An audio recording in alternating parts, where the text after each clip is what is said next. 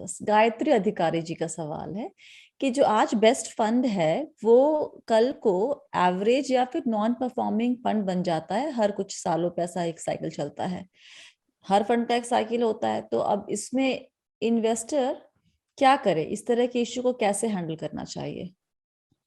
जी गायत्री जी, बिल्कुल सही बात है। कल हो ना हो तो आपका जो आज का फंड है वो कल हो ना हो, ये कहना बहुत मुश्किल है। एंड नो वन इंक्लूडिंग हम्म। मी और एनी अदर एक्सपर्ट जिनको आप सुनते होंगे या जिनसे आप एडवाइस भी ले रहे हैं, अगर कोई आपके एडवाइजर है, नो वन कैन प्रिडिक्ट कि कौन सा फंड आने वाले समय में अच्छा करेगा। बिकॉज यहाँ पर किसी एक पर्टिकुलर फंड मैनेजर का टैलेंट है, उसकी एबिलिटी टू थिंक, और वो क्या स्टॉक्स लेना चाहता है ये हम कोई प्रिडिक्ट नहीं कर सकते कि वो कल जाकर कौन सा स्टॉक लेंगे आगे जाकर। उसमें एक ही उपाय है, लॉन्ग टर्म में सब कुछ एवरेज आउट हो जाता एवरेज आउट हो है। इन द जाता long term everything reverse to mean. It's a है। Very right. Famous saying in equity markets.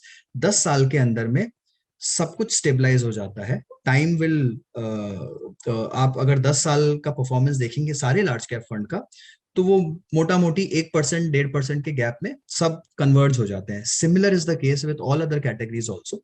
आप जितना अपने समय का दायरा बढ़ाएंगे उतना ही आपको ये फ्लक्चुएशंस कम दिखेंगे। सिर्फ इतना करिए कि क्वार्टाइल फंड वन परफॉर्मर होना चाहिए, विच मीन्स कि your fund should be in the top 25% always. मतलब अगर उस कैटेगरी में 20 फंड है तो ऐसा होना चाहिए कि वो फंड कम से कम पहले 5 में हो हमेशा। कभी फर्स्ट हो, कभी फिफ्थ हो, कभी सेकंड हो, कभी थर्ड हो, बट एटलीस्ट उस तरह से रहे। 8 क्वार्टर देखिए आप, अगर कंसिस्टेंटली 8 क्वार्टर वो फंड बेंचमार्क से बेकार है, पीयर ग्रुप से भी बेकार है, then there is a chance to और एंड कॉल टू एक्शन कि आप कुछ एक्शन ले। Otherwise stay put with your funds और 10 साल का टाइम दीजिए आप किसी भी फंड को। और मोस्टली मैंने देखा है मोहित, पिछले 10-12 साल में जितने पुराने फंड्स हैं जिनके नाम हम पहले लेते थे और आजकल नाम नहीं लिए जाते, वो खराब परफॉर्म नहीं कर रहे हैं एक्चुअली।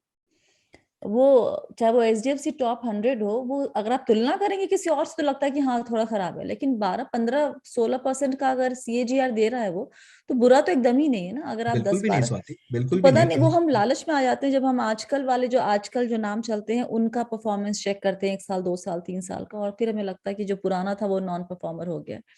एक्चुअली अपना टारगेट अगर आपका मीट कर रहा है तो फिर सारे परफॉर्मर ही हैं, कोई नॉन परफॉर्मर बिल्कुल है नहीं उसमें। बिल्कुल, form is temporary and class is permanent. तो अगर किसी फंड मैनेजर ने आपको रिटर्न दिया है and if you believe in his ability, I would hmm. Stick with a fund manager rather than a fund outlier.